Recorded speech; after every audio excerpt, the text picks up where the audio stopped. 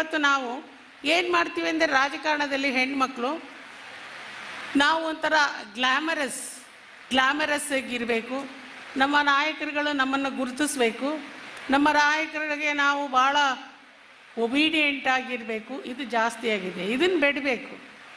ಇದನ್ನು ಎಲ್ಲಿವರೆಗೂ ನೀವು ಬಿಡೋದಿಲ್ಲ. ರಾಜಕೀಯದಲ್ಲಿ ಹಲ್ಲು ಕಿರ್ಕೊಂಡು ಹೋಗೋದು ಅಂತ ನಾನು ಹೇಳ್ತೀನಿ. ಹಲ್ಲು ಕಿರಿಯೋದು ಬಿಡಬೇಕು.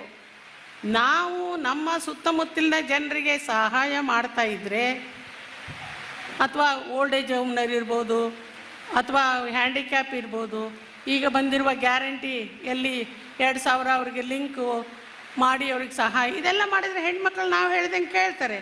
ಯಾವ ನಾಯಕರಿದ್ದಾರೆ ಚುನಾವಣೆ ಟೈಮಲ್ಲಿ ನಮಗೆ ಬಂದು ಹಲ್ಲು ಕಿರಿಬೇಕು, ನಮ್ಮನ್ನು ಬಂದು ಬೇಡಬೇಕು, ಅಮ್ಮ ನಿನ್ನ ಸಹಾಯ ಬೇಕಮ್ಮ, ಹಾಂ ಇದೊಂದು ಸಾರಿ ನೀನು ಸಹಾಯ ಮಾಡುವ. ಹಣಕ್ಕೋಸ್ಕರ ಓಟ್ ಹಾಕೋದಲ್ಲ, ಹಣಕ್ಕೋಸ್ಕರ ನಾವು ರಾಜಕೀಯ ಮಾಡೋದಲ್ಲ.